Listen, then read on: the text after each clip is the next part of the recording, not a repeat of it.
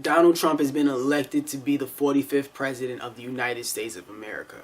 And although I did not see this coming, I can't say that I'm surprised. And as much as I would like to be as hopeful as everybody else is, where they try to say the mission is to just bring the country together, we gotta, hope for the best, and we gotta, hopefully Donald Trump can do that for the country. Like, I just can't.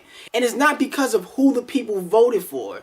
It's because of what the people voted for. Donald Trump's whole campaign has been very divisive and racist and sexist, and that's what people voted for. And I'm not trying to say that Donald Trump is going to go down in history as the worst president of the United States of America because he was racist and sexist. Because we've had many of other presidents who have been more racist, more sexist. Donald Trump is a diet version of some of the older presidents that we have had. We've had presidents who have owned slaves. Do you understand what I'm trying to say? And Donald Trump has built his campaign on a whole bunch of crazy racist ideas. And I know that not every president gets to accomplish every single idea that they campaigned about, even Barack Obama included.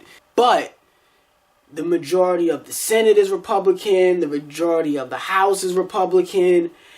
It's very hard to believe that Donald Trump can present an idea that he won't get the right amount of votes to pass. And that's just what the people voted for, his ideas. For the past couple of days, I have been so just sad and disappointed in this country because of that there were people out there that voted for these ideas.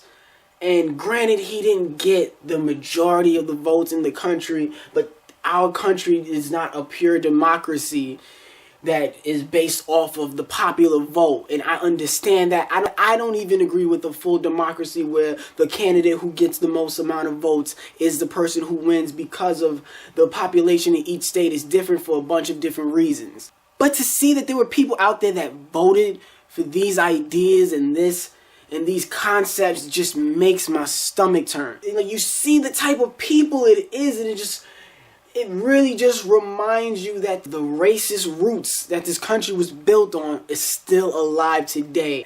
And Donald Trump voted off change to go back to the other way that people wanted. He didn't want to be progressive. He wanted to make America great again. He wanted to go back to old ideals. And that's what people voted for. And to me, that just says that the fact that more equality is happening, that there are white people out there that see that as a threat, that they're not used to their advantages being taken away, their white privilege being taken away, and that they wanted to go back. They can't strive on an equal playing field, that they need those right strips from other people so that way they can flourish.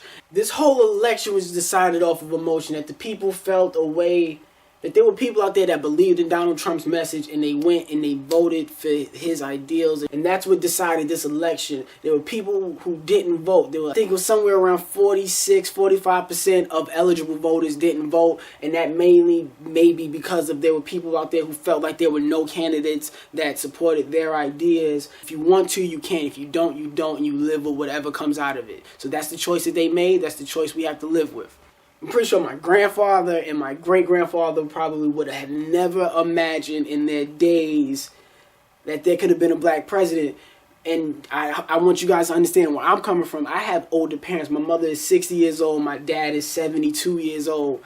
And that my father comes from Mississippi, the South. My dad was brought up in times where he has seen and gone through a lot of things in his life. My mother was a part of the first people in New York where they started integrating schools, where they started to end segregation. And my mother had to go to these white schools where people would bully her and pick on her and call her names. And she had to face that, go to school every day to get high grades just so that way she can go to college. It's just that those are the people who raised me. So that type of racism that existed in America, and to see that still be here and exist today, it's just sad that we're not that far removed from it. I see that there are people out there protesting about Donald Trump in New York, but it's just like, well, New York didn't vote for him.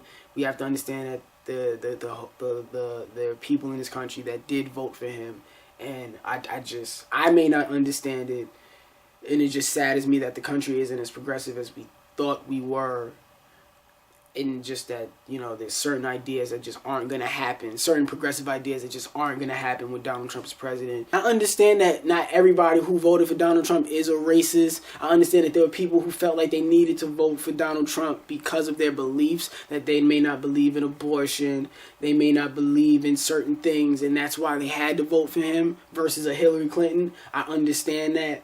But it's just like, to see those type of ideas still exist, these old school ideas that don't belong in today's society, it just makes, I don't know how to, it's very hard to cope with that.